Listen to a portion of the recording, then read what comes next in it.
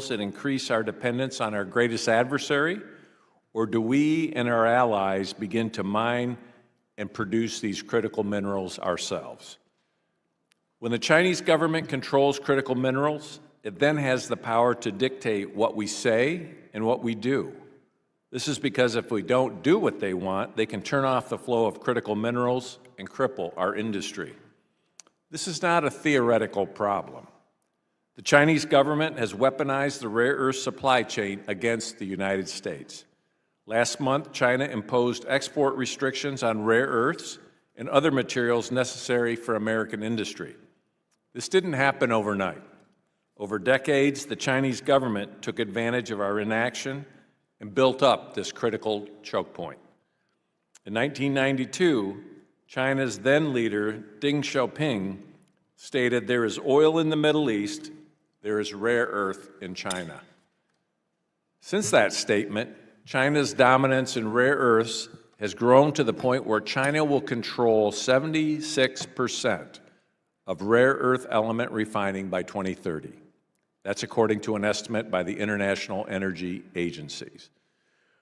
We're watching Xi Jinping wield the rare earth weapon Deng Xiaoping began developing decades ago. Over the span of 30-plus years, China grabbed different parts of the critical minerals industry, developed a loaded gun, and pointed it directly at American industry. It strategically acquired an American magnet company, stripped out the American know-how, and then shipped everything to China. It also bought up mining assets overseas, tanked global mineral prices, and killed American mining firms. These strategic moves by China threaten our nation, our people, and our way of life. Take the rare earth element samarium. It is crucial for military platforms, but almost the entire supply comes from China. Without it, we would be unable to make certain defense platforms, and that's only one element. There are many more that are critical to American manufacturing, national security, and our economy. Without them, our society would crumble. Bringing mining value chains back to the United States will take time and require concerted effort from Congress and industry. Without a permanent signal from Congress, businesses will not invest and China's advantage will grow. This year, the Trump administration has taken bold actions to start breaking our dependence on China.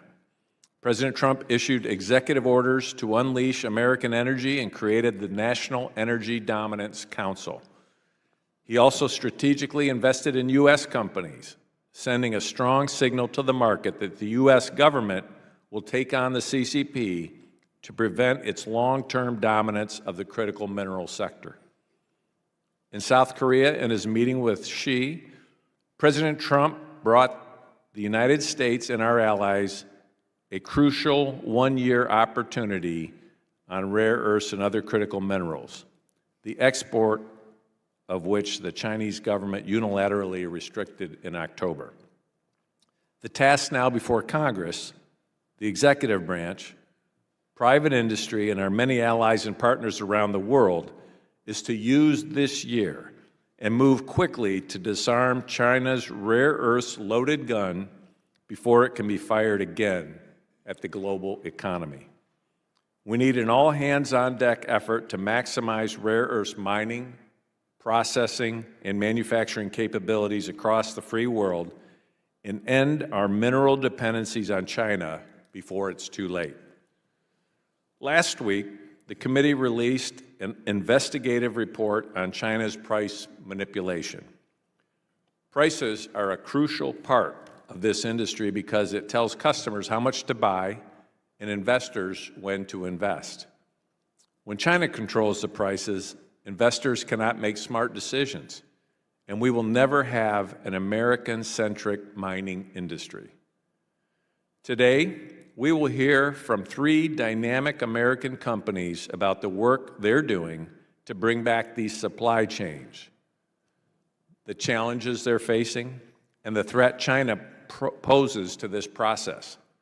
And I hope our investigation and this hearing today will spur Congress to act and take bold, decisive action to bolster American supply chains.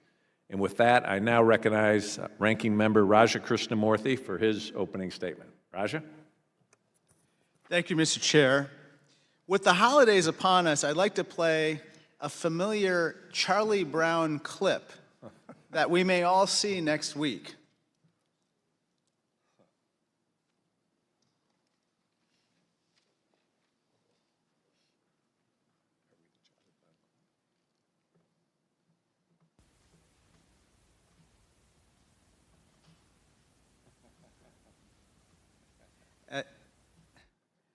As you can see, just when Charlie is about to kick the ball, Lucy pulls it out from under him, as she always does. And that's exactly what's happening with the US and China. The CCP is running the same old economic playbook in different industries, and we're falling for it again and again. Here's the playbook. First, the CCP makes much more stuff than their domestic market requires. Second, they export the excess stuff below their cost. By doing this, they pull the rug out from under non-Chinese companies trying to compete. And then third, once the CCP has killed the competition, they weaponize their monopoly for coercive purposes. Last week, this committee released a 52-page bipartisan investigation into how the CCP uses this playbook to dominate critical minerals, and by extension, our supply chains. America once led the world in rare earth production, but those days are gone. China, as you can see, has surged production, flooding world markets. But the CCP didn't just produce more. They sold critical minerals at unfair prices, even below the cost of production. In doing so, they killed their competition and created a monopoly. If private companies colluded to kill off their competitors, their executives would be in these handcuffs. But because this massive price-fixing conspiracy was orchestrated by the Chinese Communist Party, it's us, not them, that find ourselves in handcuffs. This is a rock.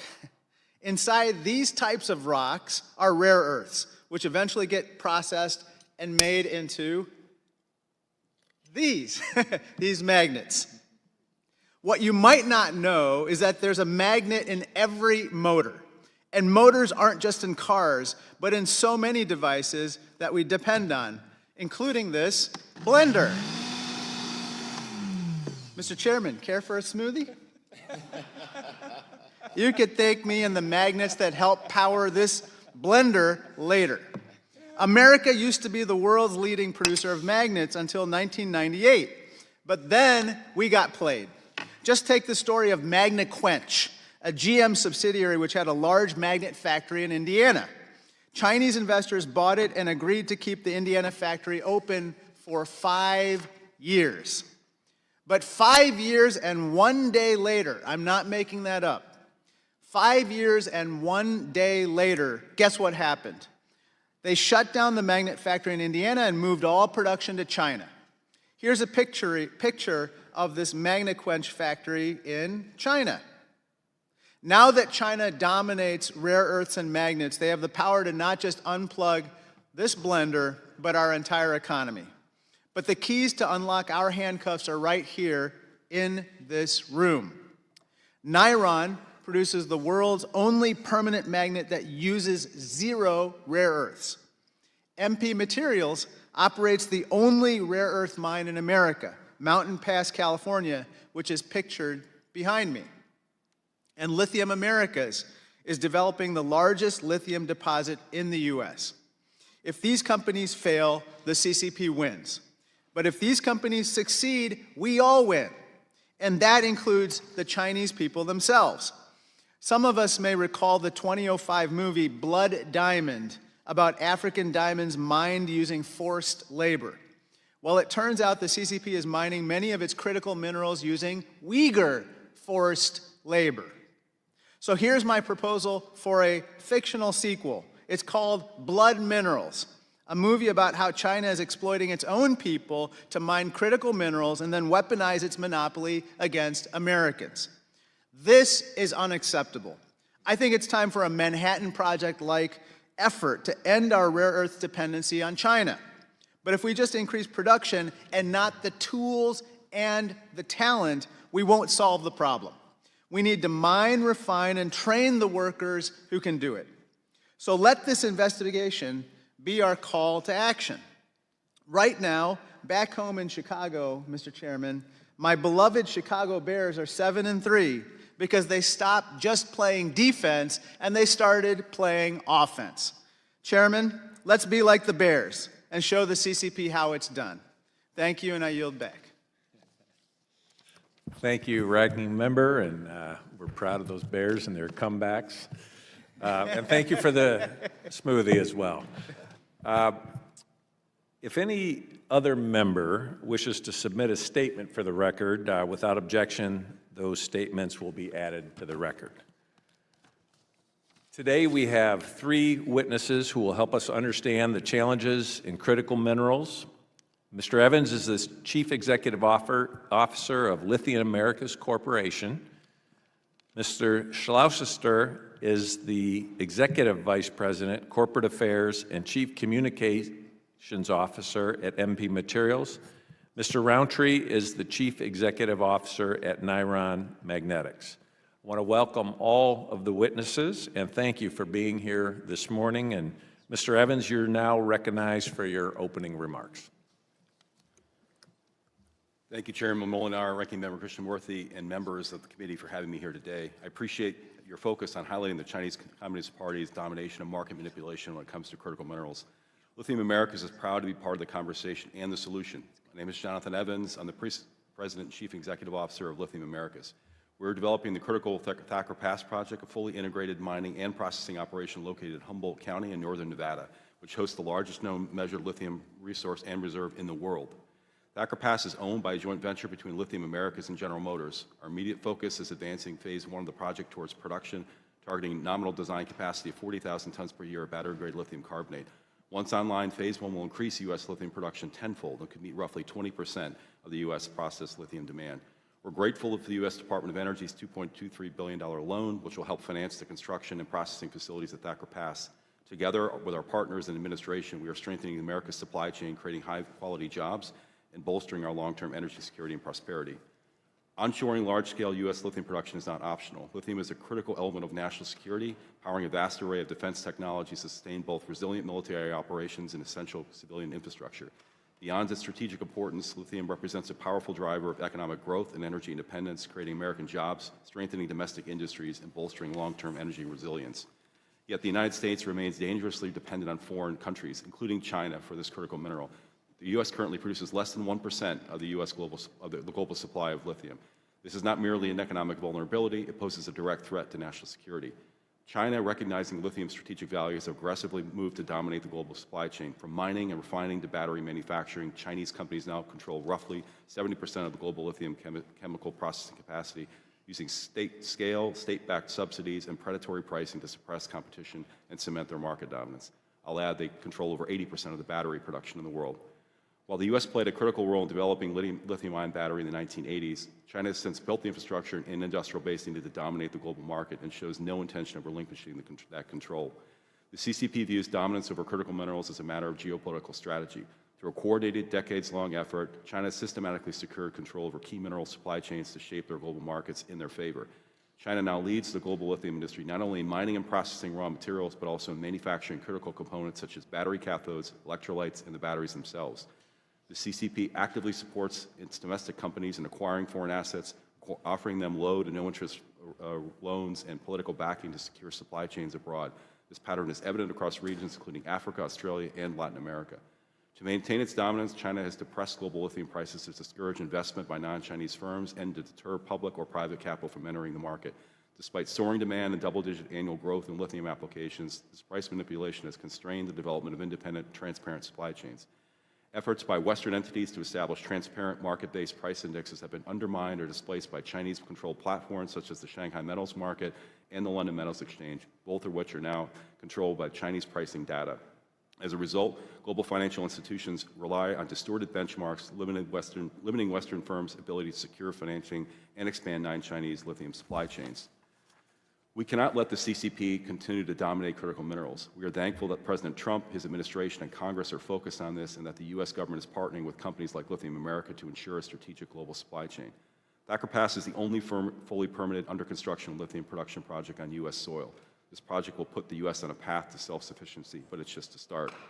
But developing projects like Thacker Pass is highly risky. The upfront costs for exploration, permitting, appeals, and community engagement are high, and the timelines are long and uncertain, which deter private investment. Targeting federal support, including streamlined and predictable permitting, timely resolution of appeals, and tools to de-risk early strategies can help ensure these projects are successful. The U.S. cannot compete globally unless important national projects can be built in a timely manner. The formal permitting and subsequent appeals process for Thacker Pass took nearly 5 years. We were actually considered fast-tracked, given the process typically takes 7 to 10 years in the U.S., which is among the longest in the world. Such lengthy, unpredictable, and litigation-prone processes discourage private capital from investing domestically. The federal government must also continue to explore financial support via low-cost loans and other structural financial instruments to help fund projects and attract private capital to co-invest. We also need to establish programs and tools that deliver true price transparency. Public capital markets are dissuaded from financing and supporting non-China-backed supply chains, given the global narrative has been hijacked by China and its pricing models. The same pattern appears in other critical minerals, including rare earths. Despite weak headline prices, China continues to acquire overseas lithium and other key resources, often at discounted valuations, reinforcing its market power. The U.S. can level the playing field by supporting a temporary minimum price tied to validated market price-based production costs. Today, China is running high-cost domestic capacity below cost, backstopped by subsidies, to flood this market and depress prices. In November, the CEO of CATL, which is the largest battery manufacturer in the world, admitted to this, telling Reuters that they were now stopping production at their mine as they achieved their goal of lowering lithium prices. Thank you again for this opportunity to speak to you today. Securing America's lithium supply is about far more than resource development. It's about safeguarding the nation's economic future, technological leadership, and national security. Thank you, Chairman. Thank you very much. Mr. Slositer, you may now proceed. Thank you. Mr. Chairman, Ranking Member, and members of the committee, thank you for the opportunity to appear. Since its inception, the Select Committee has made the security of America's rare earth supply chain a top priority.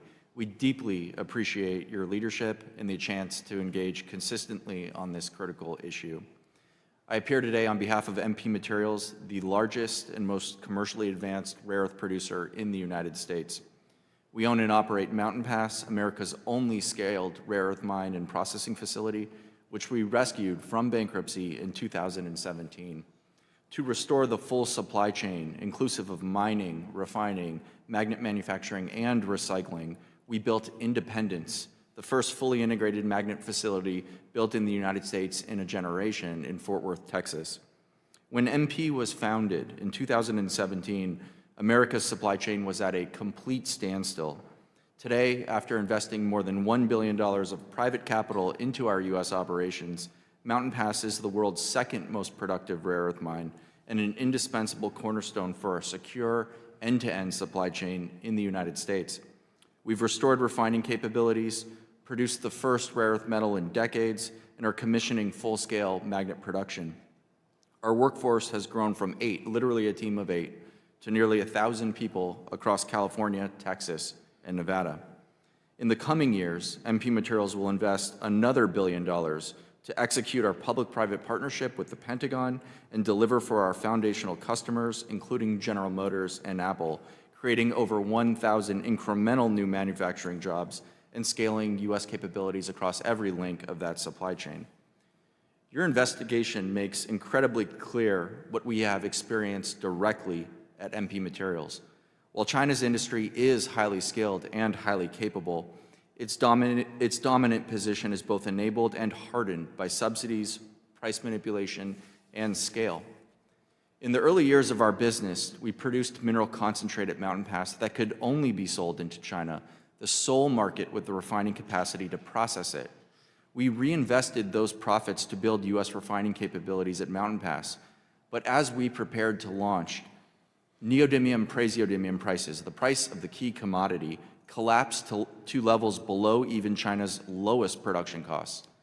That predatory pricing destroyed incentives to invest, and it kept capital scarce.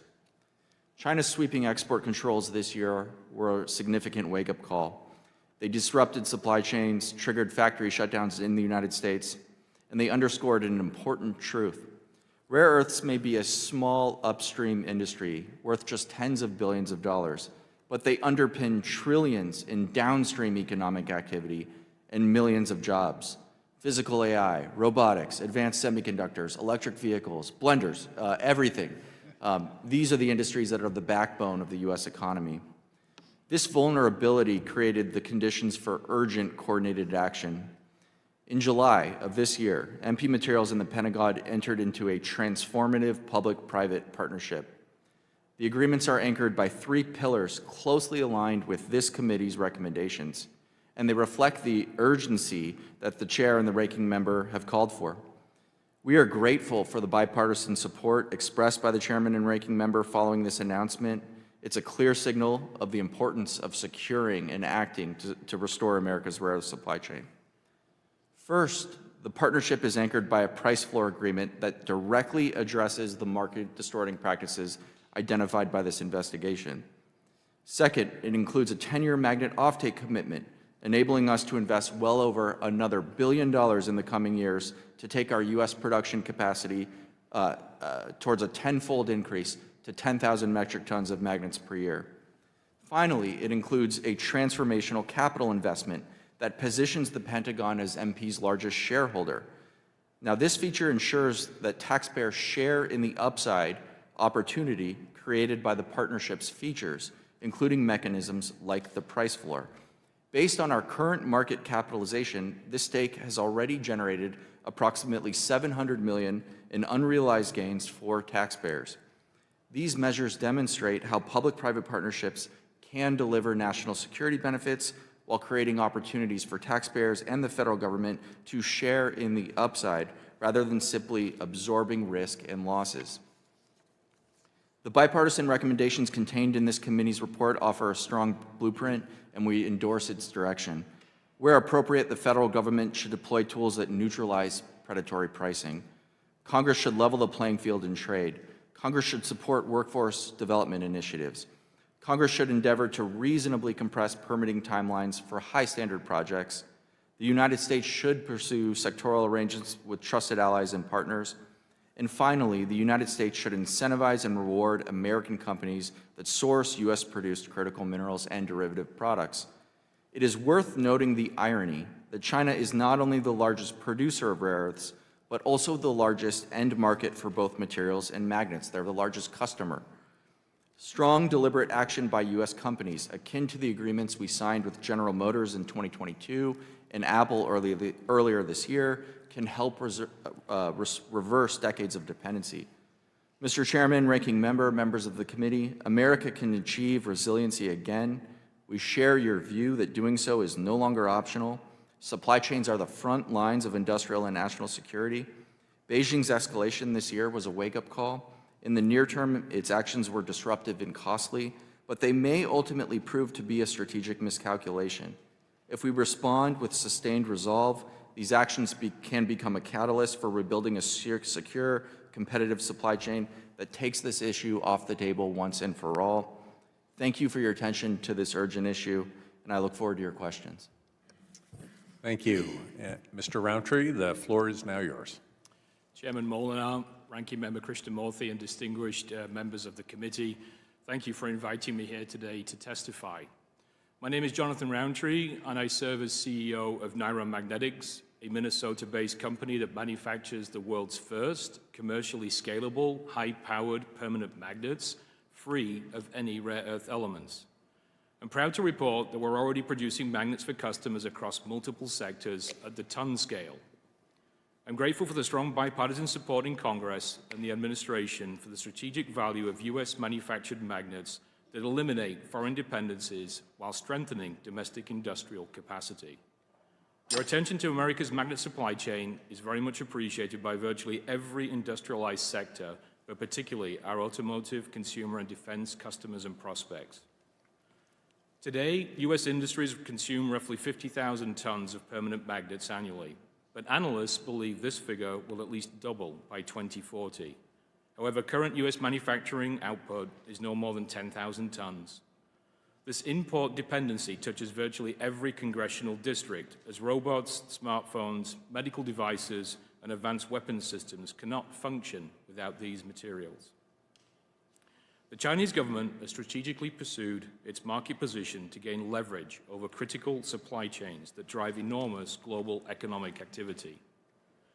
Over the last 30 years, Chinese companies have exported low-priced rare earth magnets to global markets benefiting from state subsidies and non-market economic structures. China now controls 90% of global rare earth processing and magnet manufacturing, rising to over 98% for the most strategic heavy rare earths, and until only very recently, US magnet production capacity had collapsed. But decades of anti-competitive pricing have also created domestic economic incentives to invest in breakthrough technologies that could disrupt legacy systems and thereby weakening monopolistic control of the rare earth supply chain.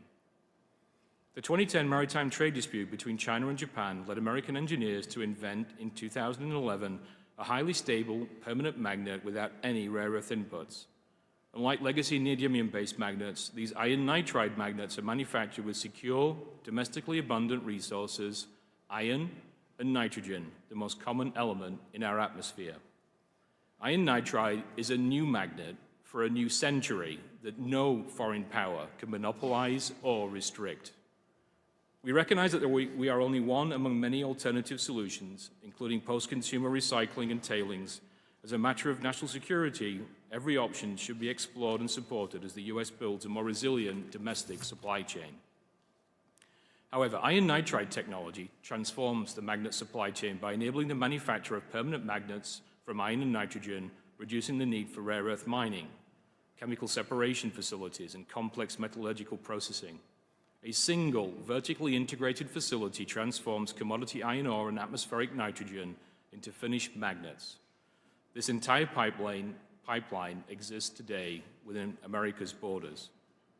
Third-party and customer testing confirms commercial viability in approximately 2/3 of permanent magnet applications, and institutional investors, including GM, Stellantis, and Samsung, have invested over $300 million in scaling the technology. Iron nitride is not a science experiment. NIRAM broke ground last month on a facility that will begin producing up to 1,500 tons of permanent magnets in 2027. We're actively evaluating sites for a second 10,000-ton per year facility. This domestic production capacity serves American automotive manufacturers, technology companies, defense contractors, and energy firms with reliable supply while creating hundreds of highly skilled manufacturing jobs. The United States already has everything needed to build a secure, resilient, and diversified magnet supply chain. To accelerate this transition, I respectfully urge Congress and the administration to consider 5 concrete actions. 1, to establish federal procurement preferences for domestically manufactured magnets. 2, extend Title III of the Defense Production Act and similar authorities to alternative magnet technologies alongside rare earth processing initiatives. 3, create tax incentives that level the playing field for domestic producers without picking winners among competing technologies. 4, direct federal agencies to prioritize supply chain security over short-term cost savings. And 5, provide import tariff exemptions for manufacturing equipment from allied trading partners. American industry and innovation have produced proven solutions. Federal policy must now align with strategic necessity. Thank you. Thank you very much, all 3 of you. And now we'd like to move to questions. And as we've discussed, last week our committee released an investigative report highlighting that the U.S. mining and refining capacity is limited in part because China has manipulated critical mineral prices for decades. And the Trump administration's recent deal with China essentially gives the United States and our allies about a year to become less reliant on Beijing for critical minerals. Given that mining and refining operations traditionally take years and years to bring online, it's our belief that we need to act quickly and act now. And what I'd like each of you to do, and maybe start with Mr. Evans, is to describe what are the current barriers that you're facing, financial and otherwise, And how can we work with you to speed up the process, given this timeline that we are working with? Thank you, Mr. Chairman. One of the largest barriers that we have to level the market is price transparency. I think you've heard the same in rare earths. Lithium is no different. They followed the same curves. In our industry, pricing is just starting to go up after coming off a high about 2 or 3 years ago. Now it's about where it was about 5 years ago. I know rare earths fairly well as well. If you look at ones like dysprosium, you would think it'd be an all-time high pricing given the situation the global economy is facing outside of China, and it's in the same situation. Price discovery and fair pricing attracts private investment. The partnership between the U.S. government and private companies can actually be enhanced that way. The ball has started to roll already with some of the programs and some of the assistance programs that both Lithium Americas and MP Materials now are enjoy. The other issue is around permitting. Just as it takes a difficulty getting actually financing done, permitting timelines in the U.S. are very, very long. If you're a private investor, you're going to look at market conditions and market growth potential, but you're also going to look at when am I going to get my money back? If permitting takes 10 years or 20 years, and there are projects in this country, I will point out in copper, in Resolution, I think that's been around 15 years in development. It's a very large copper deposit. Uncertainty around permitting timelines makes people go away. I've had pension funds and others ask us in our financing process, are you fully permitted? When we weren't, they said, come back and tell me when you are. So those two legs are very, very important. The third thing I believe is actually programs like we're being discussed today and are actually already in place. Public-private partnership is important. The government needs to give a signal, and it's the government's job to actually determine really what's important for this country down the road. This is no different than the space race. If you look at the problems that the Johnson administration had convincing the American public to keep funding the space race over the 60s, it was difficult. What we got out of that was we were leaders in the semiconductor industry. Things like Velcro and all other kinds of technology actually came out during that process. Semiconductors were $1,000 each in 1960. By 1970, they were $1. And it spurned huge economic growth and leadership globally that the U.S. enjoyed. We're in the same situation here. All of the technologies we talked about are in everything in this room. Your blender, your phone, your computer, our defense systems. We need to respond, but we need to be on a level playing field. The industry and the capital markets need to understand what true pricing and true cost is. That'll attract financing, and the government definitely needs to give a signal, and we need to be able to build things in this country again. The laws are such that we have to have, and we do have the highest standards in the world, but they need to be somewhat predictable and reasonable for financial investors to support projects like this and actually get a return. Thank you. Thank you, Mr. Chairman.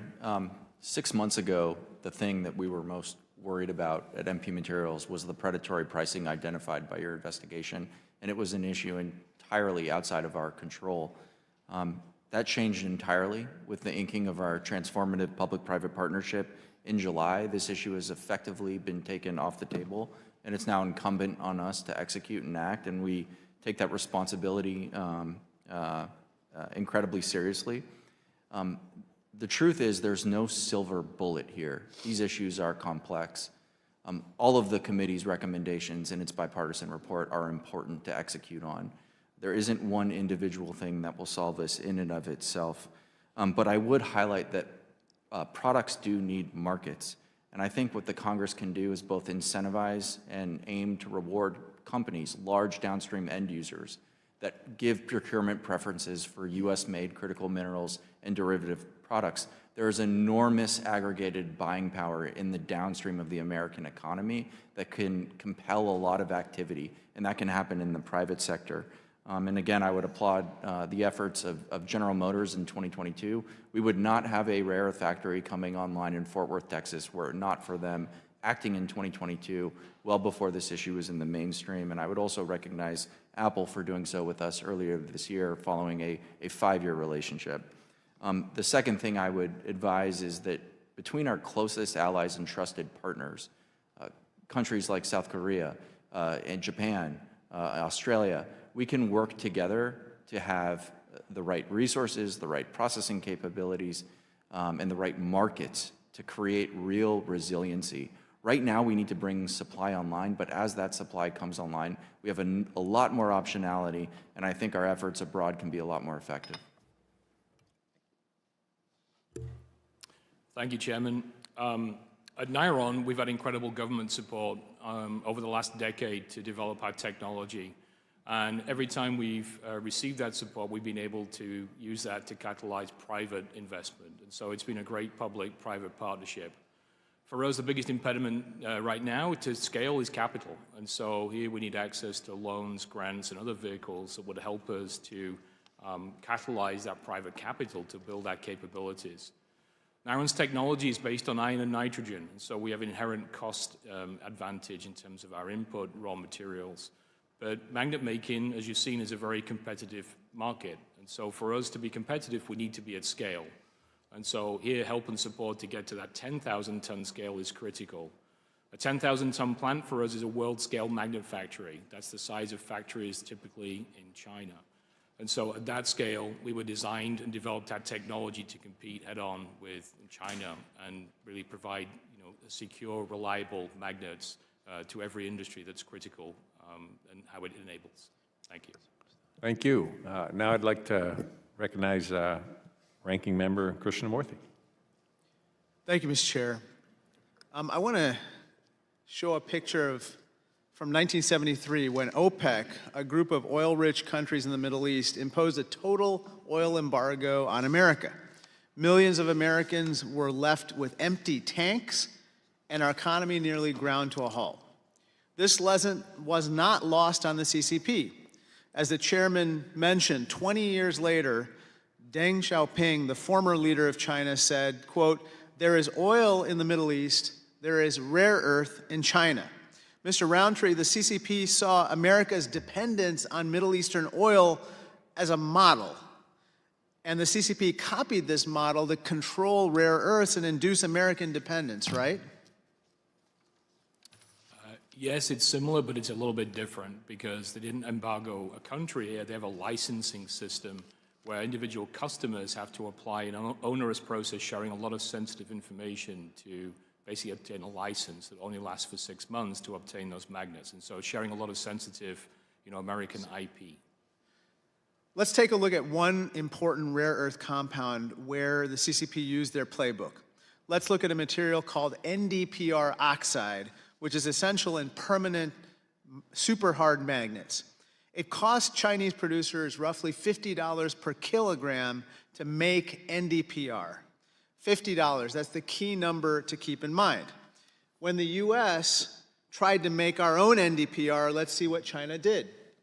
They slashed the price from roughly $170 per kilogram, as you can see here, to about $49 per kilogram in 2024. And that's, now $49, Mr. Slouster, that's less than the $50 cost of production, right? Correct. That's not a coincidence. This steep decline happened immediately after the CCP met to discuss the price of NdPr and then ordered Chinese producers to flood the market to drop the price.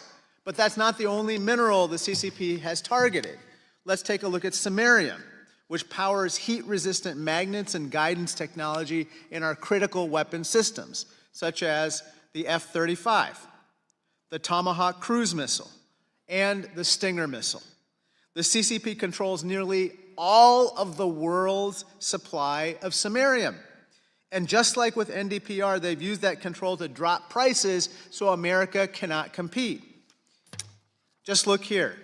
As the US made attempts to create domestic sources through contracts with MP Materials and other companies, we see how the CCP brought the price down from around $20 per kilogram in 2022 to $9.91 per kilogram in August of this year.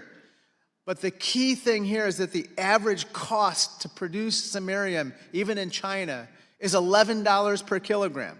Again, the CCP is selling for less than their cost. The same is true for magnets. Mr. Slouster, as you can see behind me, in 2020, we found this very interesting memo from the Chinese Commerce Ministry's archives. Can you please put this up? This is a fascinating memo. It says, for magnet exports, for Chinese rare earth companies, quote, the transaction price tends to be low, even to the point of being lower than the production costs. The CCP is straight up admitting that it's selling for less than the cost of production, right, Mr. Slouster? Yes, our view is that magnets are being sold for less than the production cost and the cost of raw material. That's predatory pricing, as you mentioned. The CCP playbook is clear. Overproduce, underprice below the cost of production, thus attempting to kill its competitors, and then weaponize the monopoly. So the question is, what do we do about it? Mining and processing more rare earths in America is only one part of the solution, I respectfully submit. We also need alternatives that potentially bypass rare earths entirely. Mr. Roundtree, your company produces the world's only high-performance rare earth-free magnets. I actually have one right here, which is stronger than traditional rare earth magnets. If produced at scale, it appears that your magnets could be cheaper than normal magnets. So if the CCP cut off rare earth exports entirely to the US, potentially at scale, your magnets could keep our economy going. They work by using an entirely new technology which you described, which is called iron nitride, combining iron and nitrogen. Mr. Roundtree, this approach was developed by a University of Minnesota professor named Jingpeng Wang, pictured behind me, correct? Yes, that's correct. And Dr. Wang isn't just your founder, but he's also an immigrant from, you guessed it, China. He does his work at a federally funded lab in the US. If we want to break China's stranglehold on magnets, we need an all-hands-on-deck approach. That means welcoming the best talent from around the world, including China. It also means funding research and uncuffing ourselves from our dependence on the CCP. Thank you, and I yield back. Thank you. Now I'd like to recognize Representative Whitman. I want to also compliment you for your leadership on our Critical Minerals Working Group in the past session. Well, thank you.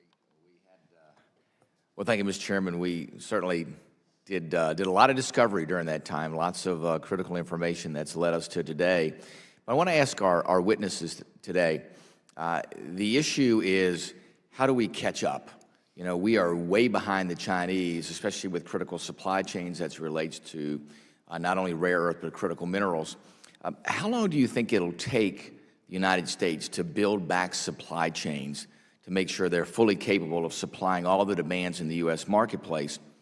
And what role could efforts like price supports play in buttressing that market to make sure, as Ranking Member Krishnamurthy pointed out, that the costs don't drop below the cost of production?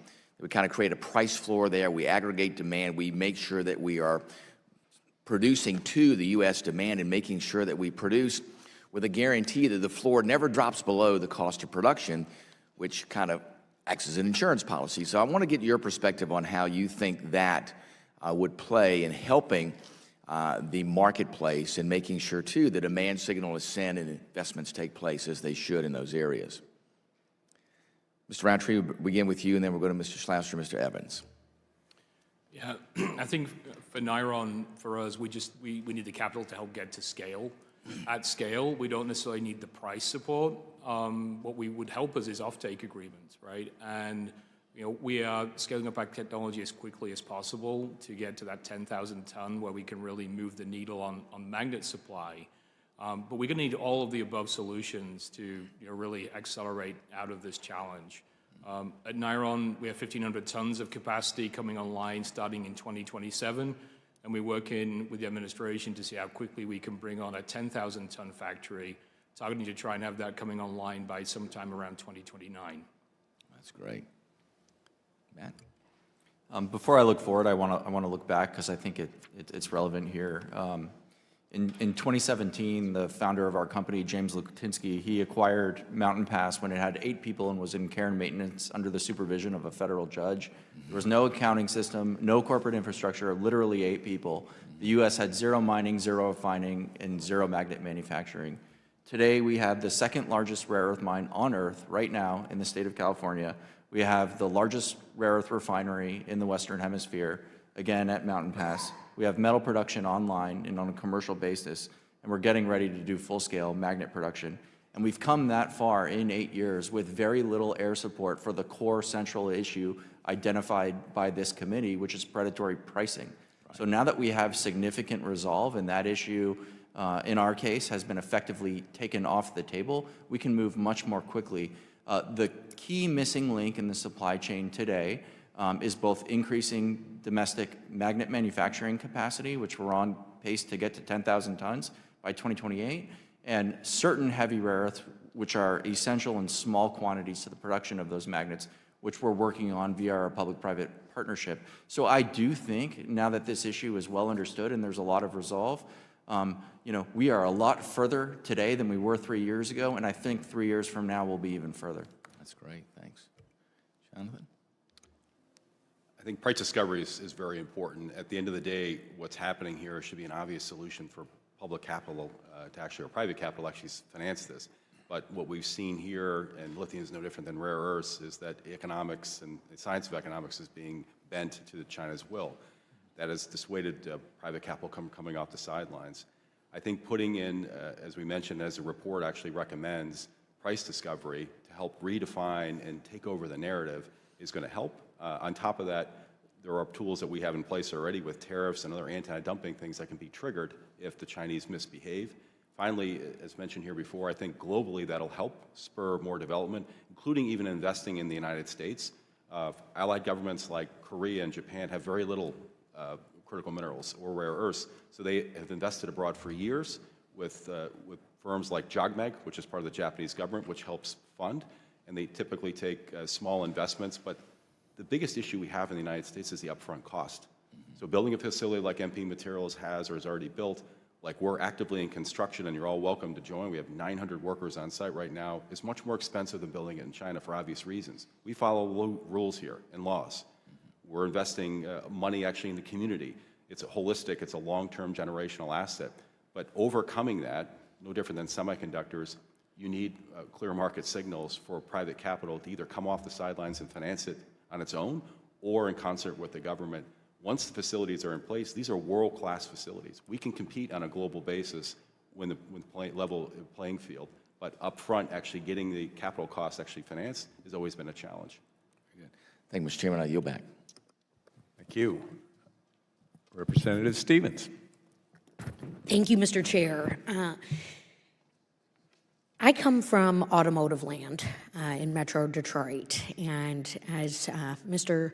Schlauster mentioned a handful of years ago, some of our automotive leaders have directed a cause or a purpose for this nation to really do some great work in critical minerals. But it wasn't just a handful of years ago that policymakers recognize that we have a problem with our dependency on China for critical minerals, critical materials that go into our supply chain. And in fact, when I was working in the administration of Barack Obama on a little thing called the U.S. Auto Rescue, the initiative that saved our large automotive companies from bankruptcy and rescued hundreds of thousands of jobs, we recognized that we were dependent on China for minerals, and we were dependent on China for microchips.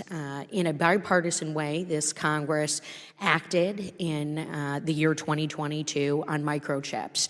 Now we have cause of purpose to act on minerals. I have drafted legislation that I encourage all of you to take a look at. It is called Unearth America's Future Act. This is a 100-page comprehensive bill to direct loan guarantees, tax credits, create an R&D center of excellence to address what all three of you have been talking about, the access to capital considerations. Now, Mr. Rowntree, you're the only synthetic material producer on the panel.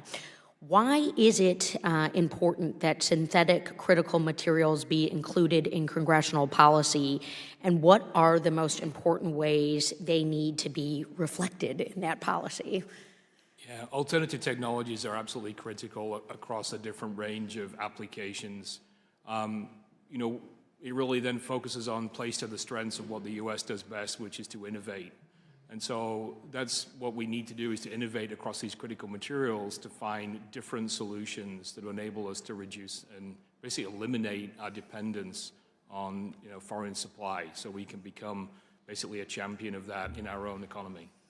Yeah, and so while Iron Magnetics is already scaling production, many synthetic materials are still in the demonstration phase, and as Congress seeks to act now, how do we make sure that the next generation of innovations like these are included in our policy discussions or our way forward? Yeah, I think I mentioned earlier, it's taken us 12 years to get to this point. Right. Materials development is tough. It takes a long time. And so support is needed during R&D, but it's basically beyond that through pilot. And so we were a successful recipient of several Department of Energy grants, including a $20 million scale-up grant that enabled us to get from the gram to the ton scale where we're currently producing today. What's needed now is support beyond that to help us scale. And so we need to make sure that we, cross the valley of death here and scale the technology and get to a point here where, we can be competitive here with China-based prices on these critical minerals. Yeah, and that's one thing where we remain hopeful in my drafted legislation, Unearth America's Future Act, that we can address some of those valley of death considerations. And then, Mr. Schlauster, in terms of existing trade deals, as they still somewhat exist.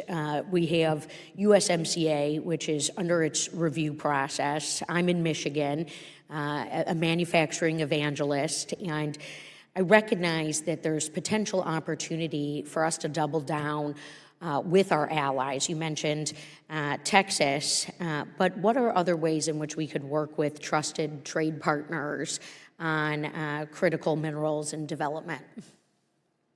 Well, I think when you look at our trusted allies, you have all the pieces you need. You have production capacity, you have processing capacity, you have large end markets, and those are the fundamental pieces you need to create resiliency in a supply chain and viability for producers. And is there an opportunity to box out China? We need supply online. That's the most urgent thing, but as we bring supply online, I think there's an opportunity to work with partners to create resiliency and create the outcomes we want in terms of recognition of market economy costs, recognition of standards that are acceptable, and I think those are things we should be pursuing. Yeah, thank you. And I'll just conclude by saying that the purpose and point of this hearing is to direct American strategy to give us leadership. Of course, I've pitched my own bill many times, and we'll continue to talk about it until I'm blue in the face. But I continue also to join for bipartisan solutions for a way forward for American manufacturing and our supply chain to beat China. Thank you so much, Mr. Chair, and I yield back. Thank you. Representative Nunn. Well, thank you, Chairman, and thank you for the panel for being here today. Talking about rare earth minerals, you have laid out just a stark intel brief on what we face right now. We highlighted here that China now refines 85 to 90% of all accessible rare earth minerals. They control 90% of the magnet production, 80% of battery production, owns or influences the majority of foreign mines owned in the United States. And it's not just the rare earth minerals, it's critical minerals. Things from the F-35 fighter jet here in the United States that require 920 pounds per fighter of rare earth minerals just to be successful, all the way to the fertilizer that helps grow things in my home state of Iowa. Now, whether you're a fighter pilot or a farmer, this is some grade A bullshit.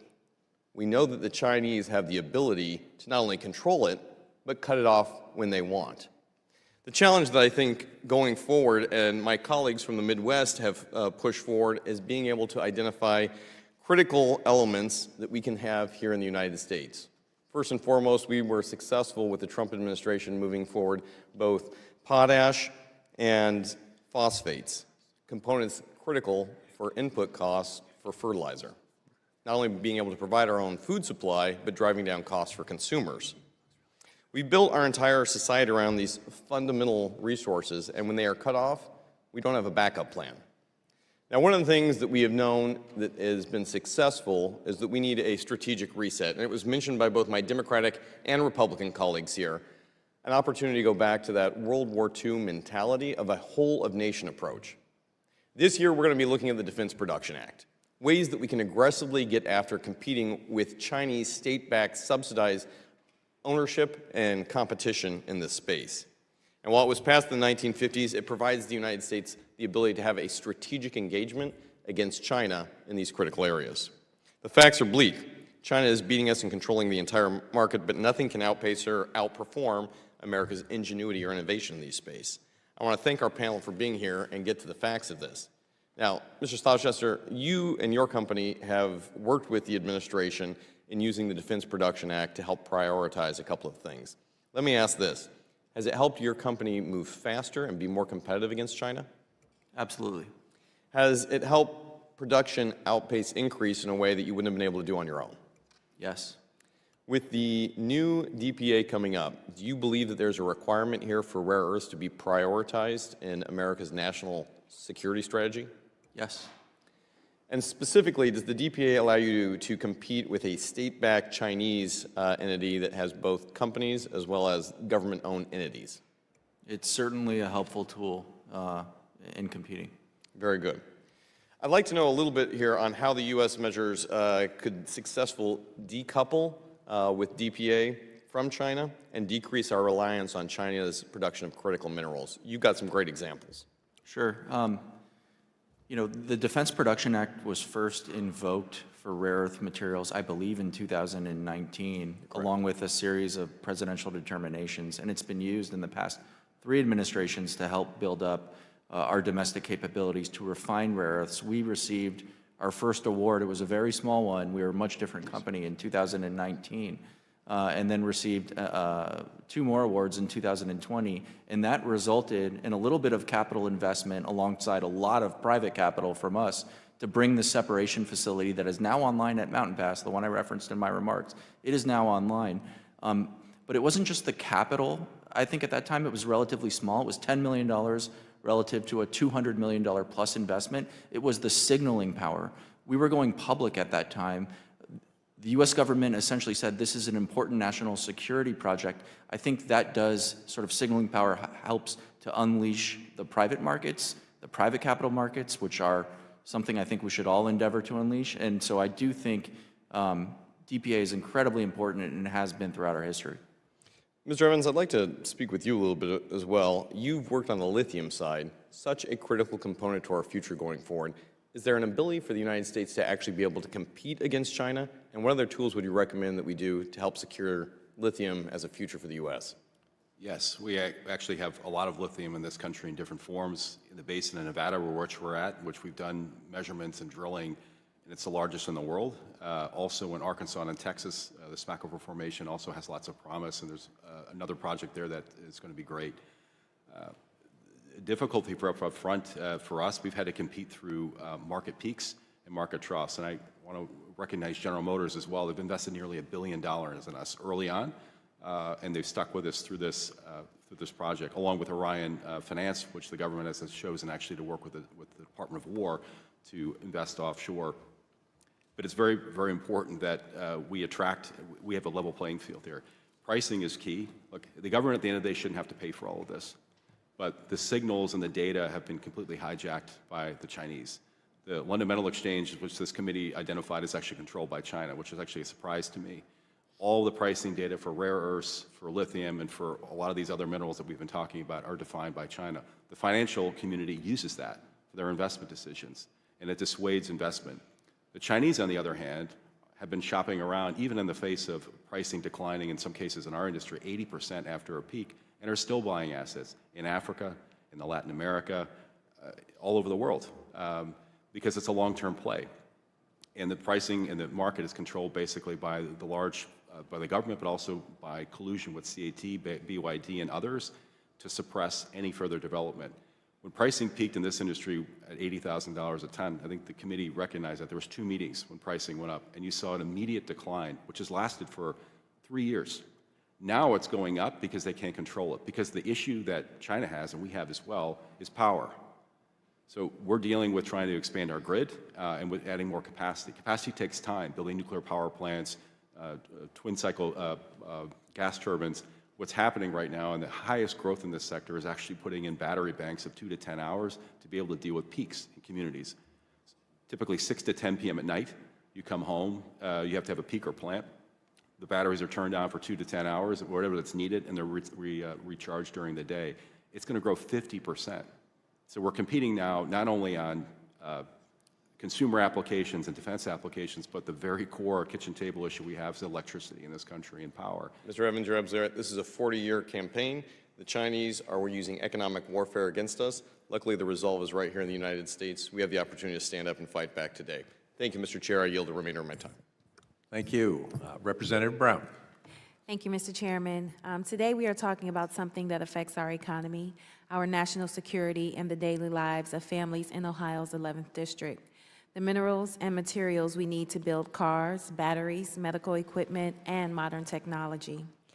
Lithium, nickel, cobalt are all critical for innovation and supporting industrial growth in Ohio and across America. Right now, China controls most of these minerals from start to finish. They mine them, process them, and manufacture the key components we depend on. And the evidence is clear.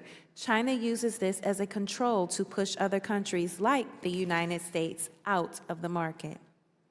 They suddenly drop prices to levels no American company can match, or they cut off exports to gain leverage during disputes. When that happens, the impacts hit home quickly. Factories in my district face unstable prices for the parts they need.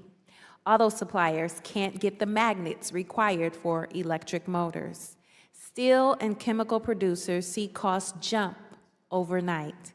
And workers, many of them union members, who keep our district strong, end up facing uncertainty they didn't create.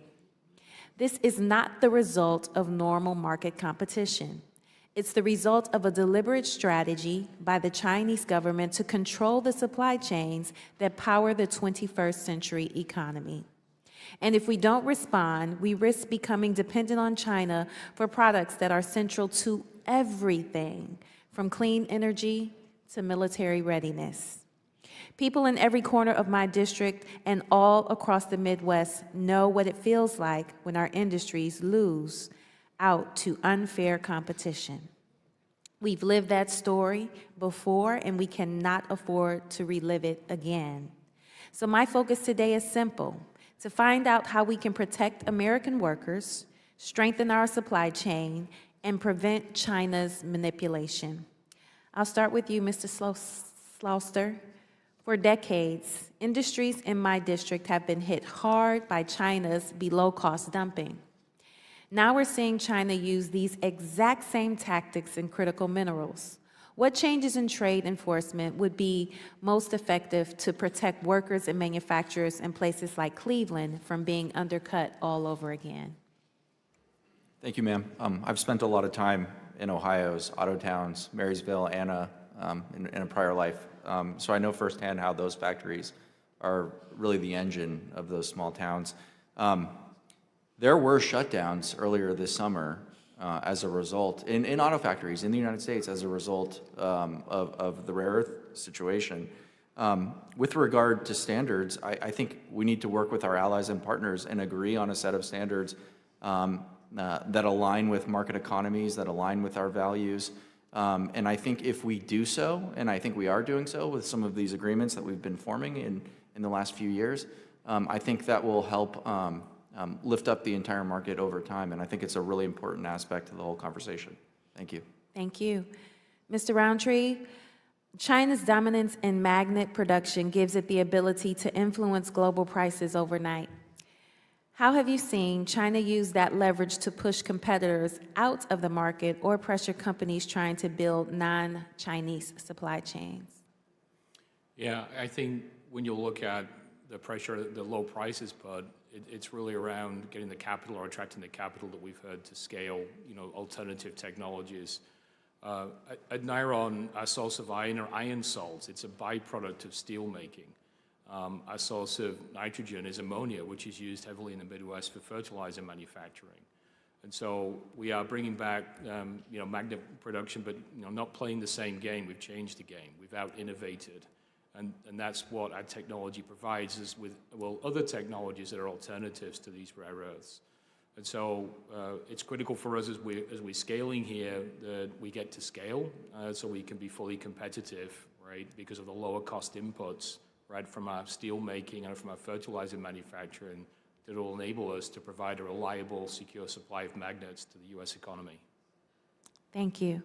And Mr. Evans, you've seen how long-term supply contracts, processing bottlenecks, and foreign ownership can shape whether a supply chain succeeds or fails. In your view, what are the biggest points of vulnerability in the U.S. lithium supply chain today that could slow down or even derail new domestic investments? I think it's losing the opportunity we have right now. Or I think it's taken some time to actually act on some of the things that are being recognized here so we can level the playing field. I say this as a former proud Ohioan, both my kids are Buckeyes. You can see most of the battery capacity in the U.S. between the Southwest, with a huge chunk of it going in the Midwest because of the skilled workforce and excellent universities that they have. If we take our eye off the ball, I think the chairman mentioned we have a year now, and revert back, it's exactly what China wants us to do. We can set ourselves in a situation where not only we can actually develop the raw materials and the intermediates needed to actually fund supply these facilities. In our case, in the Midwest, you've seen potential structures that have been set up where the Chinese want to set up facilities. But the issue with that is they want the good stuff, the family jewels, they want to ship in this case, cathodes. Cathodes and anodes, basically, which is the high-tech part of it, they wanted to ship in and basically just do assembly in the United States. That's not the way it works in China. I spent a large time of my career in and out of China, and you have to bring everything with you. We have the ability to actually build the entire supply chain here, but it all starts with leveling the playing field. OH. I.O. Thank you. And with that, Mr. Chairman, I yield back. Thank you. Representative Johnson. So the report released from this committee proved what we all have known to be true, which is the Chinese Communist Party has been engaging in textbook anti-competitive behavior, overproduction, dumping, government subsidy of those arenas, those industries. And of course, we've seen it very acutely in this critical minerals space. And as a free market Republican, I think about, well, okay, what can we do to try to push back on China's attempts to gain a near monopoly in the critical minerals arena? The U.S. government has taken an equity stake, Mr. Slouster, Mr. Evans, in your companies. That's not normally the first place my mind goes to what our government should do. I'm open to the idea that, as the ranking member said, we need a Manhattan Project approach, and maybe unusual times call for unusual tactics. But what can you say that would make me feel a little better about the government owning a piece of your companies? Well, thank you, sir. This is a very important discussion to have. Free market capitalism is the engine of our economy, no doubt about it. But I think the reality is today we are not operating in a free market. China is both a monopoly and a non-market economy. The most important features of our agreement, and I do think, with respect to some of the other agreements that have been discussed, ours is very, very unique. The actual most transformative feature of that agreement is the price floor, which corrects this distortive non-market behavior that this investigation found. And what the equity piece of the agreement allows U.S. taxpayers to do is to benefit from the upside gain that comes along with correcting for that issue. And as I said in my prepared testimony, it's already manifested in significant unrealized gains for taxpayers. So I think it's important when we think about this, where there is market intervention, it should not just be to absorb risk or take losses, but to enable the U.S. government and the taxpayer to participate in some of the upside. And I think that's what our agreement allows for. In our case, in return for the government's equity stake, we're being offered the lowest cost of capital in the world. As I mentioned here, one of the difficult parts for industries like ours is actually the upfront capital cost, because again, we're not on a level playing field. I have to follow laws here, and there's things that we need to do. So the $2 billion of low-cost capital is actually a huge advantage, but it's also a signal to the industry that this is important, and to also the private sector. That loan, which was under process, which took about 2.5 years to go through the whole process, attracted General Motors, which put in a base investment and actually became a joint venture partner, and also attracted Orion, which, again, the U.S. government's working with offshore to develop mining projects with the Department of War. Those two partners likely would not have come if it wasn't a public-private partnership. And as I echo Matt's comments as well, if we do well, the taxpayers should do well. So this really enabled our project to be successful, but has also sent a signal to the industry this stuff is important, and now more private capital has actually been involved. So we're happy to be a good example for the rest of the industry, but also... Well, the and gentlemen, listen, I get it. I mean, you're arguing in essence that this is a super special circumstance and that, because hearing phrases like, oh, you know, if our company does well, then the American taxpayer does well. I mean, that's just not how we view the private sector, right? That if that store owner or that dentist or that architect does well, that there's an equity stake for government. I mean, generally, if they do well, they pay more taxes, right? So, but that's the more traditional system. I'm open to the idea that this is a bold approach that is unique to your industry. Mr. Evans, you said you hope that this can be an example for within your industry. I just hope it's not an example across other industries, because it does seem that if we start to do this in other industries, we're going to go to a place that doesn't feel like free market capitalism. But with the limited time I've got left, Mr. Evans, help me. You mentioned permitting reform briefly. It seems like a hugely important part of where we need to go if we're actually going to become a global leader in critical minerals. Share some additional thoughts. It's really for anything, sir. Any type of infrastructure you want to build in this country. I don't care if it's a cell phone tower, it's high-tension lines. We're under the same laws, NEPA laws and so forth. And look, we need to have very strong regulations in this country, but a lot of the regulations were actually struck and cast when we were in a time where we were dealing with an opposite problem, which it was overgrowth in housing, overgrowth in industry, and so forth. It's a real barrier. The goal of all of this is to have private sector come forward, but they need certainty around things. Our process was 5 years. Look, and I was sued. I was permitted by the Trump administration, and 1 week later I was sued. And I was stuck in court for 4.5 years. I went through a formal appeals process. I went through an appeal process on top of that in California and the circuit court. And part of the issue behind that is the groups that actually do that, they know they're not going to win. They just want to slow you down and hopefully bankrupt you because you're not going to get any financing. And this faces our whole country. And we're at a point now where we have to grow. We have to put important infrastructure in place. Can you imagine building the interstate highway system today in this country? You would never get done.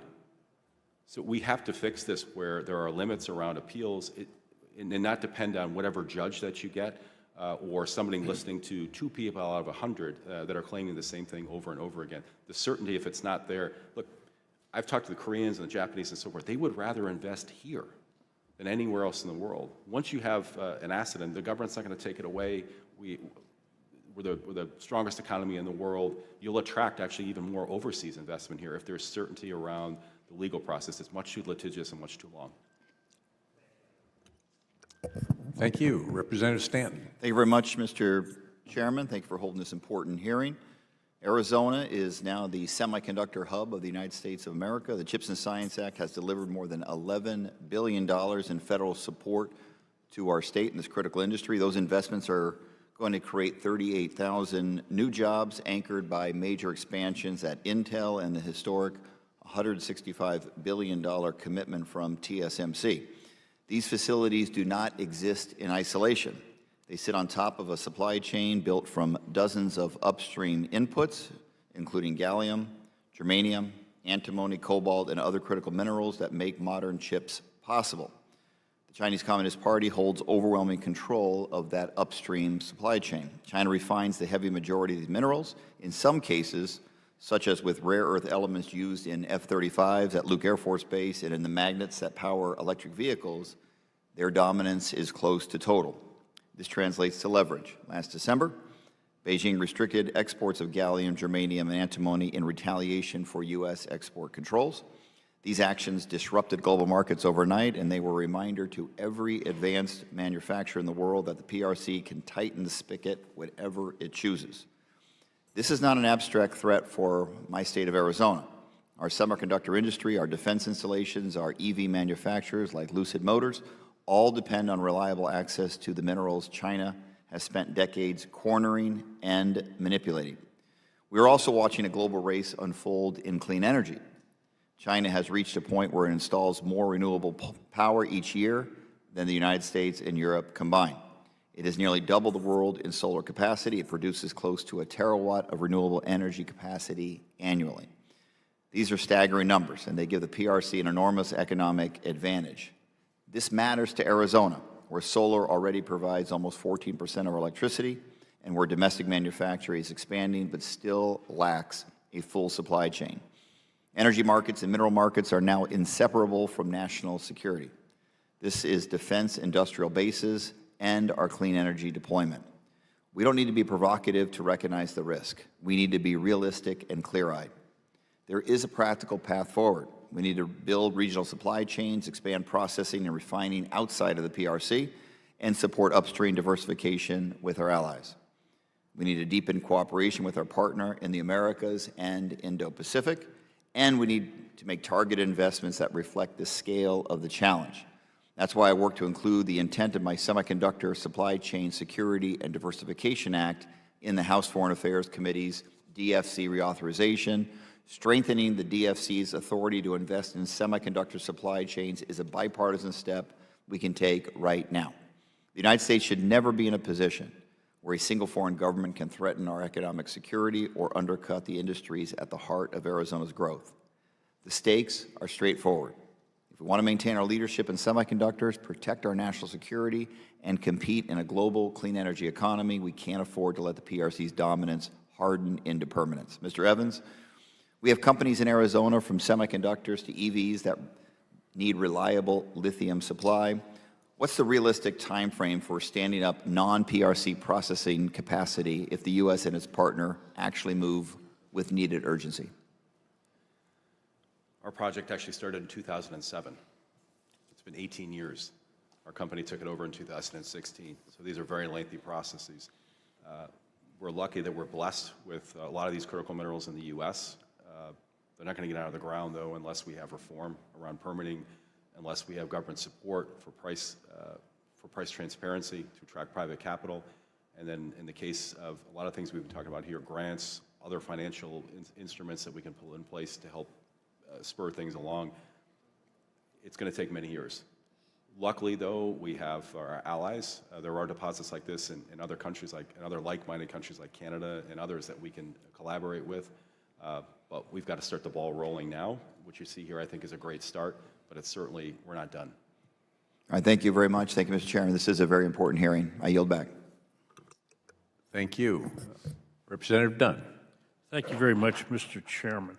Mr. Roundtree, in my district, Florida State University recently established a Center for Rare Earths, Critical Minerals, and Industrial Byproducts.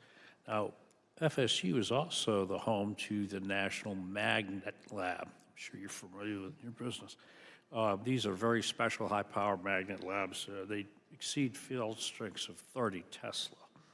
Recently, they've been researching and reporting on separating rare earths, critical minerals, not all of them, but something like 24 of them, from the tailings of old burned-out phosphate mines. These are phosphate mines that haven't been used in decades, but the tailings are still there, and they just reprocess them with magnets instead of chemical processes and smelting. Are you familiar with this process at all?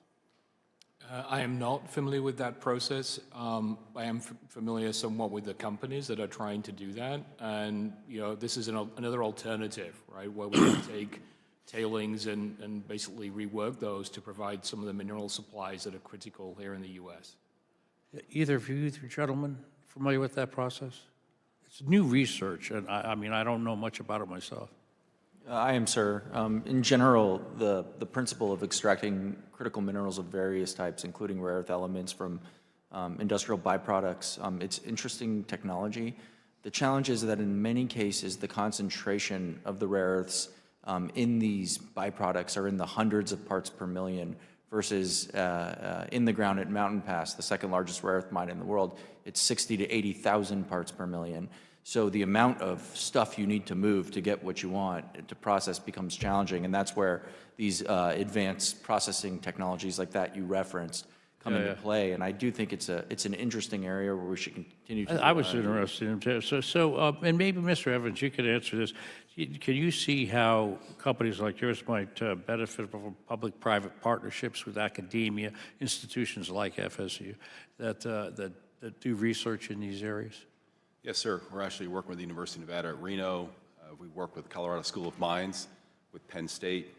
It's an important bridge between business and academia, not only for a pipeline of new students or new employees through students, which we do actively with internships, but also on new innovative ways, whether it be from recovery out of like tailings for phosphates, or in the case in our industry, optimizing process steps to lower the cost. At the end of the day, all these industries, you want to set them up that they're world-class, so they compete on a global market. When I read the research, I was interested. It looked like it might be a way to quick jumpstart the process, because we know how difficult it is to mine in the United States of America. Also, Mr. Evans, if our goal is to encourage domestic mining and refining, how should we structure our production tax credits or price supporting mechanisms so that we don't accidentally re-engineer our dependence on China and we actually do, in real life, incentivize domestic production? 45X was helpful for projects like us. I know that sunsets in the 2030s, but that's certainly an incentive for companies here, just because our operating costs versus the Chinese are always going to be higher. I think price discovery helps in that we need to redefine the narrative and get the financial community also as well to look at those types of things for investment decisions. Things like stockpiling in our industry aren't as necessary, but things like anti-dumping or tariffs, if the Chinese continue to behave this way, are helpful tools in the meantime. I think the complexity around some of the products that we talked about here as well, like today, a lot of the lithium that China has, it's all contained in the batteries. So you can tariff the batteries, which I believe we do, but as processing gets stood up in the U.S., look, we're mainly a chemical company, to be honest with you. If you look at the capital, I hope we follow your advice on this. So for perhaps all of you, which industries in America are going to collapse first when we run out of rare earths and critical minerals? I mean, who's the canary in the coal mine? I think the auto industry is uniquely impacted. To build a car, you need 7,000 to 10,000 individual parts. They all have to arrive on time. That any company can assemble an automobile, I think, is a feat of epic proportions. And I think there are so many components within a car. That's why I can't tell who's that weakest. contain magnets. It's enormously challenging. And so I think that's the canary in the coal mine. Thank you, gentlemen, so much for coming here. And Mr. Chairman, thank you.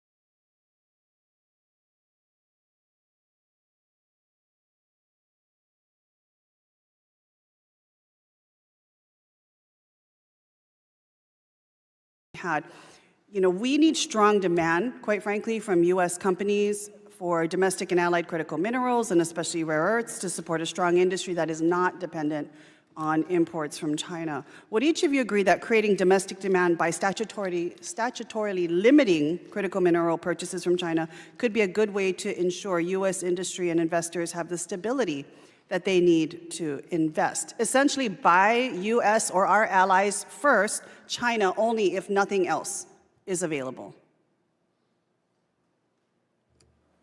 Anyone want to start? Yeah, I can start. I'd like to just refer to your original comments here about looking forward. I think that's critical. We've got to look where we need to be 20 years from now, and that's why investment in alternatives we think is critical, right? It's not going to be the solution for everything. It's all hands on deck right now. But our technology has a potential to have very significant higher performance levels and, be the magnet technology of choice for the 21st century, not the 20th century. And so it's critical to invest in those alternatives and look at what do we need in the future for many of these emerging technologies. And we've seen the emergence of AI, and there's a lot of data centers that require a lot of magnets to move the air and liquids that cool those data centers. But there's a lot of emerging applications here in robotics, humanoid robots, even in drones that'll become the kind of physical manifestation of AI, and those use a tremendous amount of magnets. And so it's critical for us to invest in those technologies to be able to make sure that we can support them and grow them here in the U.S. Thank you. I'll just say yes, incentivizing and rewarding American companies for producing American-made products is a very good idea. I would agree. Thank you. And Mr. Rowantree, what is the timeline, essentially, that you think, if we were to actually invest the kind of capital that we are talking about, to be able to look at alternatives to replace rare earth minerals, what kind of capital are you talking about, first of all, and how quickly could we actually get this done if we did the moonshot to have this alternative to Chinese rare earth minerals? Yeah, for magnets in particular, and for our technology, it's several $1 billion that's going to be required to move the needle. And so we're building a 1,500-ton facility right now, but we're also currently in state selection mode for a 10,000-ton facility, and that is going to cost us, between $1 and $1.5 billion to build that facility. So. When you look at the investments required, we're just solving for magnets, but there are many other critical minerals that we need to solve for. But I will say that it takes time, right? It's taken us 12 years to get to a point where we're commercializing and scaling the technology because developing new technologies takes time. So I guess you would also agree that in addition to the capital that's required, we need to start investing in the R&D, the workforce, the innovation, all of these different things, as was mentioned earlier, recruiting the very best and brightest that's going to help us come up to alternatives to what right now we're completely dependent on China to import in. I have just a few seconds left, but would like to ask all of you, right now we're literally shipping all of our e-waste to China and to countries, quite frankly, that are easily manipulated by China so that they can extract a lot of these critical and rare earth minerals in processes that are very environmentally unfriendly, and then be able to take that back to China. Should we ban exporting e-waste, given we know that the technology and the value is there to recycle and harvest critical and rare earth minerals from our electronic waste that we have right now?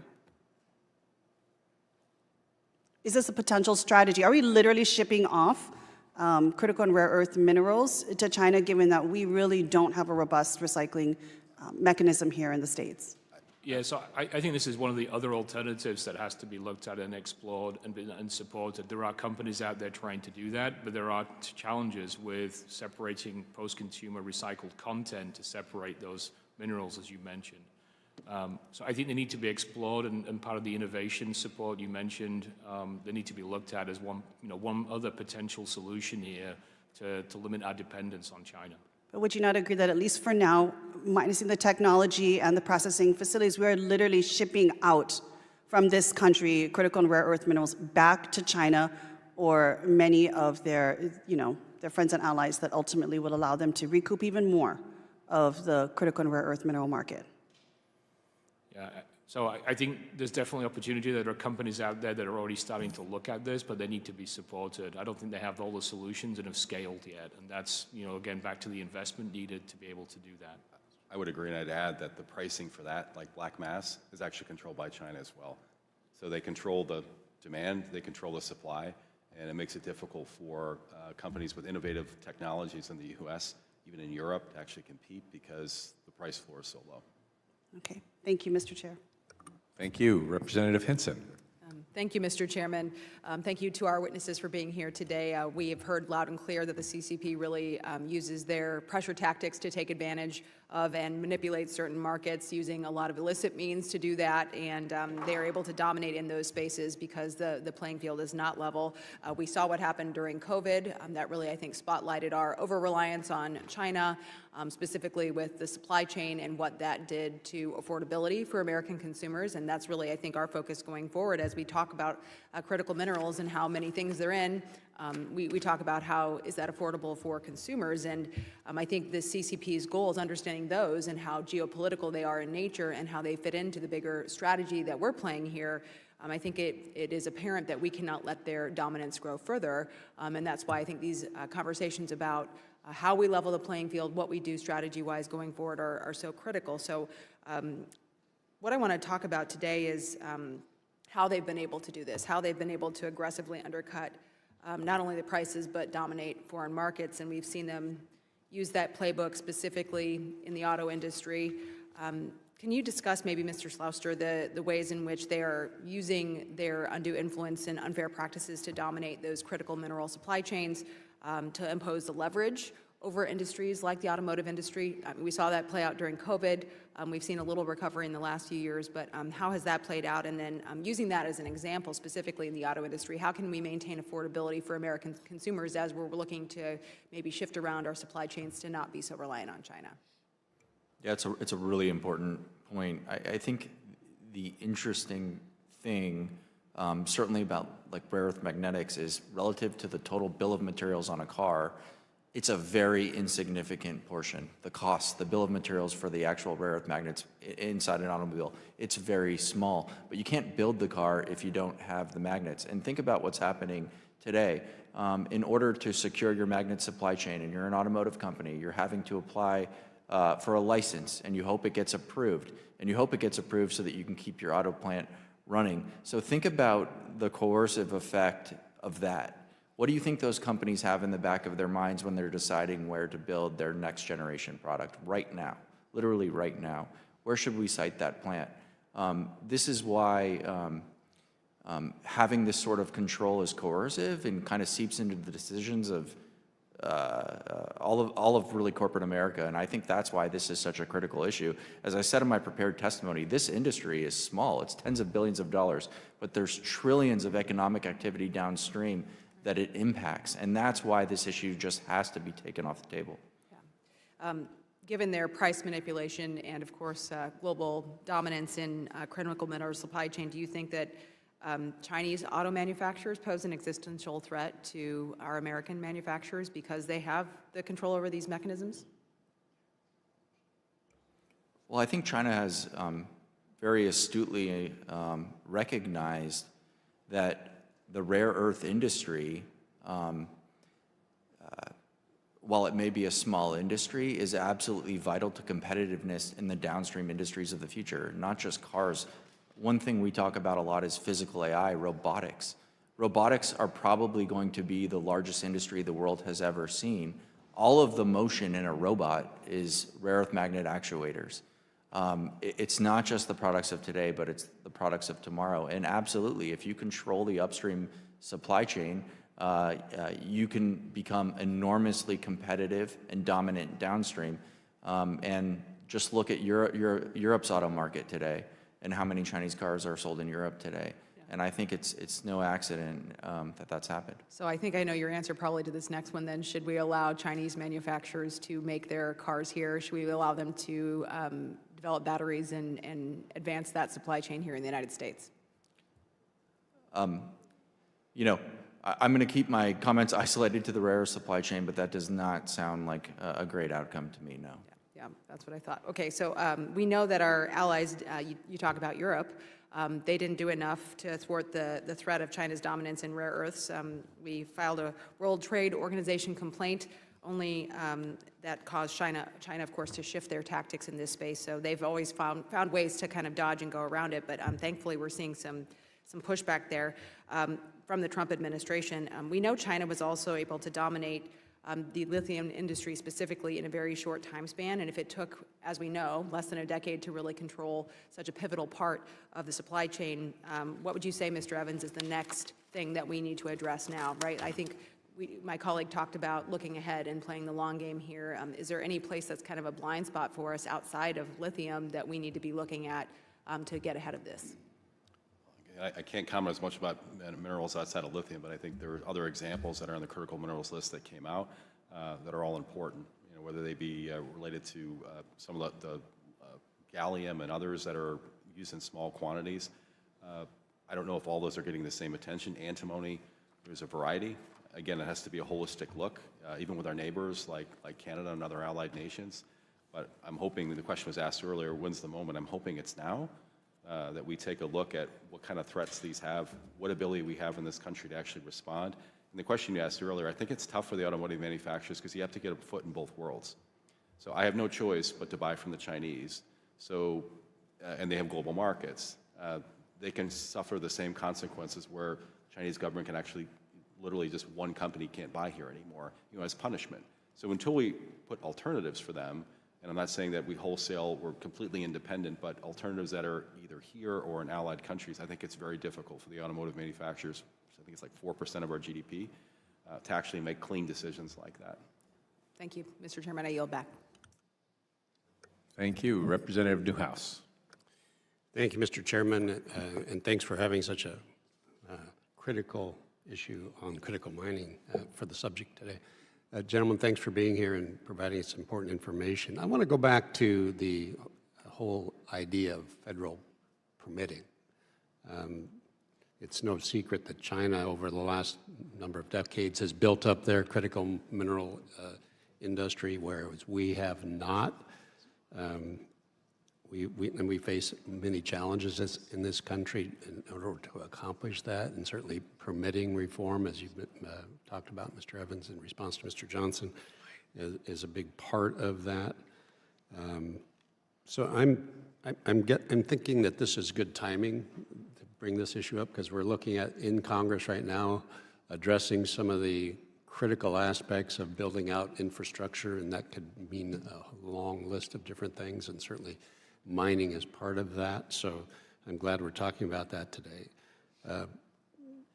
As we go through this debate and discussion, I want to hear from you guys, all of you, if you have some input here. What are some of the key factors that should be addressed as we look at this permitting reform issue? What would be the most helpful in your space? Putting at least aspirational, but hopefully more firm time limits on things, the formal permitting process, and I also think the same around the appeals process. Again, it rolls down to sometimes who the federal judge is, whether they're going to allow more folks into the trial itself. It's very unpredictable. There is a process that was made by the first Trump administration for a year for a record of decision. It's difficult, partly because actually it's difficult to find folks. We're in Nevada. Nevada's a great state to operate in. It's a mining state, and we're proud of that. But in other states, you perhaps don't have the same experience nor the amount of staff to actually get that done. I think as well, you can work with private companies where they can assist actually through the permitting process with actually more help for the federal government in terms of outside resources that they need to actually move things forward. And I think once you get to a point where there's a decision and there's an appeal, there has to be some sort of time limit on that as well. I could have been in construction a year and a half ago. Between the manipulation of price and driving it down, the lengthy process we had to go through appeals where private capital is afraid to come off the sideline, and even legislation we have here, the loan can't even be closed and drawn until you have no more litigation. And it's all compounds and slows things down. And in unfortunate cases with some companies, it bankrupts them. Yeah, which, like you said, is the goal on some of these people's parts. Anybody else? I think in these industries, permitting does need to move more quickly and ideally at the speed of national security. There are national security implications. I think due process is important. Not all projects, not all mines belong in all areas. That's a reality. I agree with my colleague here that if you put timestamps on a process to allow that to happen, I think that's hugely helpful. But I just want to highlight too that there are very high standard projects. A lot of people are surprised when I tell them the second largest rare earth mine in the world is in the state of California, that we operate in an incredibly environmentally responsible way. I'm very proud of that. It is very possible. And I think that's what everyone should keep in mind. There is a way to do this responsibly, and we just have to figure out how do we get there more quickly. Yeah, good deal.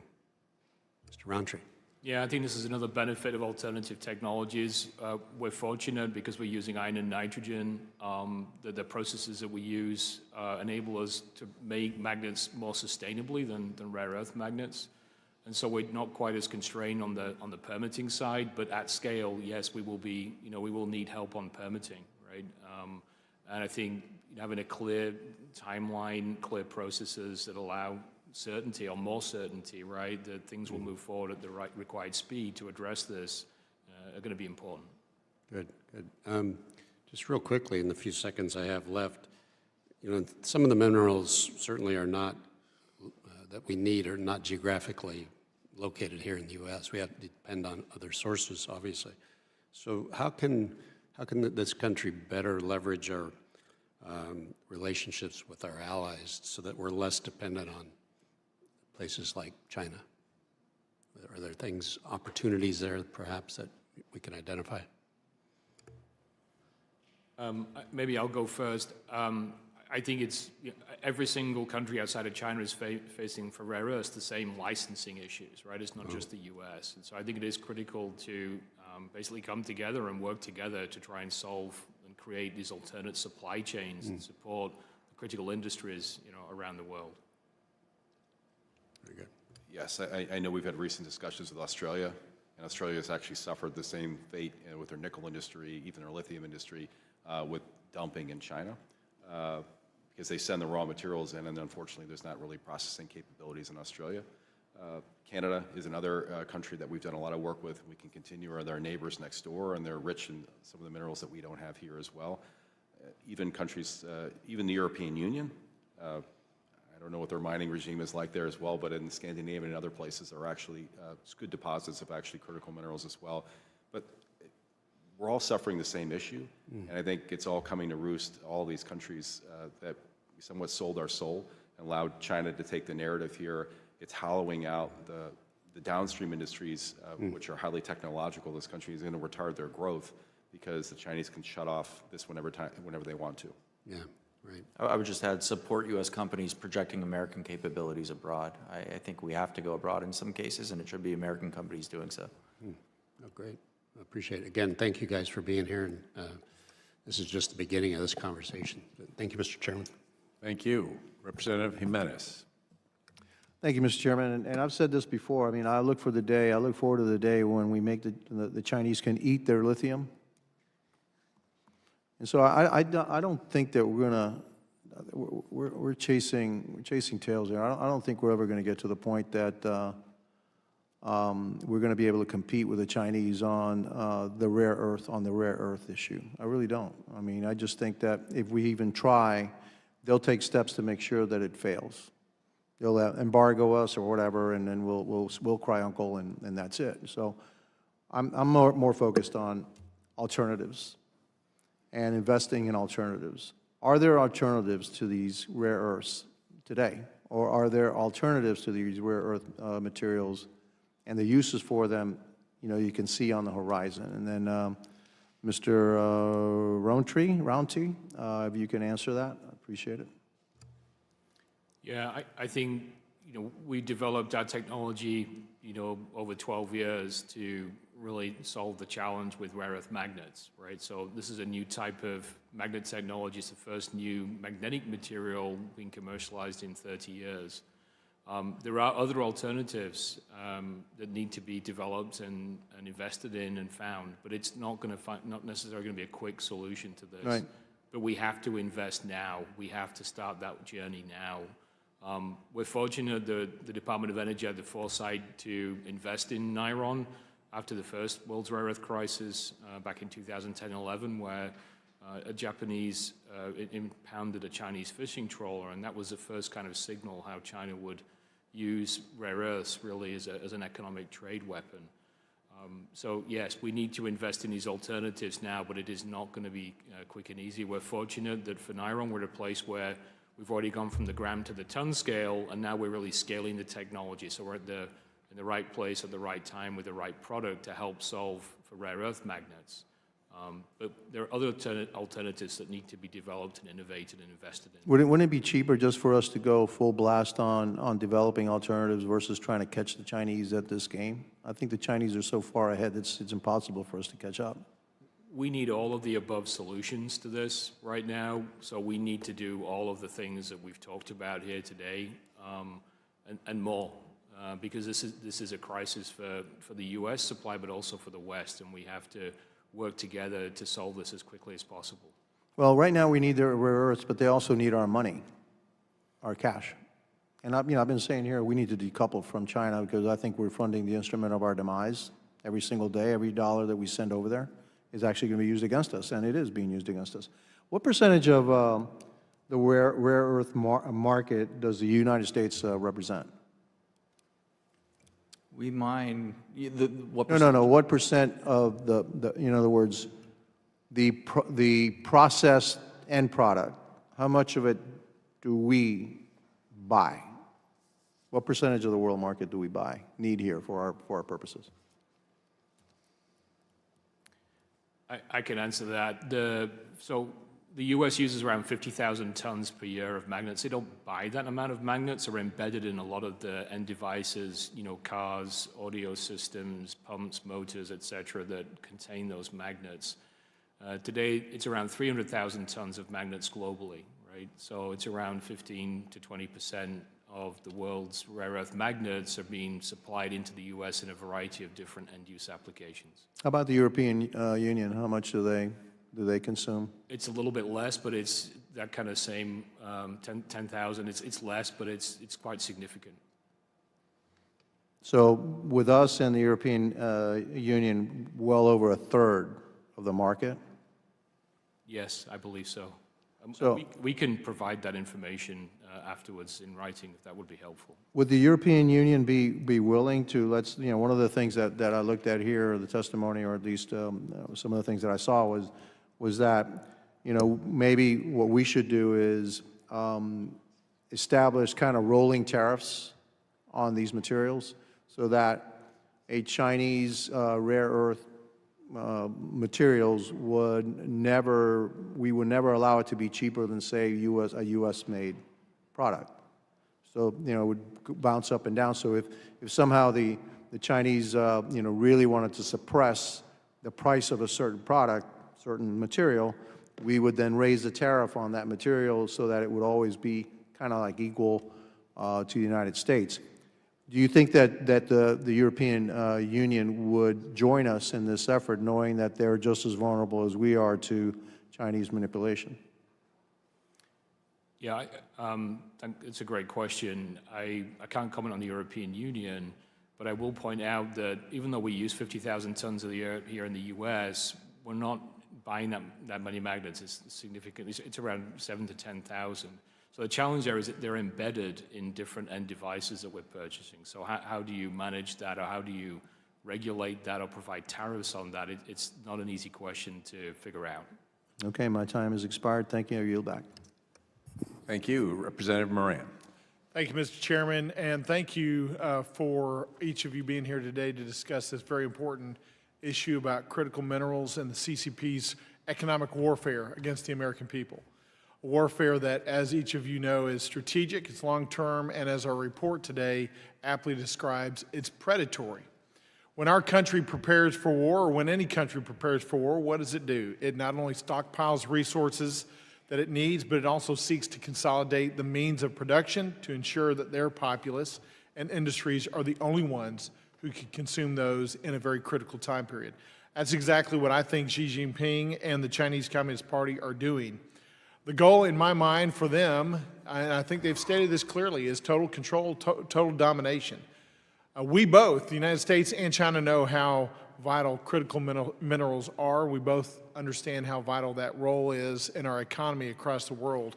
I want to start talking about something specific to my region, Northeast Texas.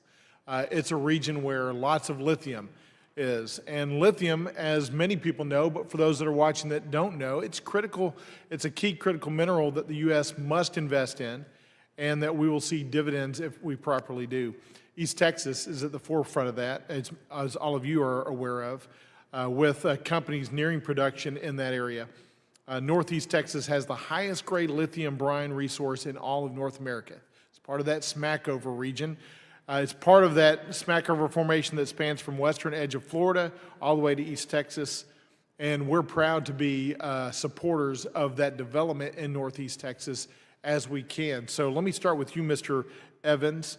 what are the most significant barriers that your companies have faced when trying to start a new critical minerals project in the U.S.? You mentioned a few earlier. And then how can the federal government either get out of the way or give your industries the ability to progress quickly? Thank you, Congressman. And you're right. I know the Smackover Formation well. Actually, good friends with the CEO of Standard Lithium, so they're doing great work. Look, permitting, and it's a little different probably, maybe in the region there's a lot of private land, but still state gets involved and there will be federal involvement. So to the extent that the red tape can be cut and the permitting processes actually can be predictable, I think that's really important. Number two of that, again, is capital. The cost of these projects is very similar in terms of capital intensity.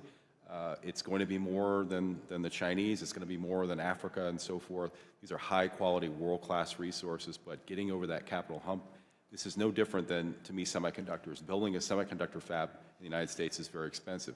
However, once they get into operation, their operating costs are world-class. Both these deposits can operate actually on a global basis and actually become a new supply free from Chinese control, but getting over and getting financing is really key. But part of that, as I mentioned before, is pricing transparency. Both of these projects could have moved much, much faster if the Chinese hadn't colluded over the last 3 years to depress lithium prices to an all-time low.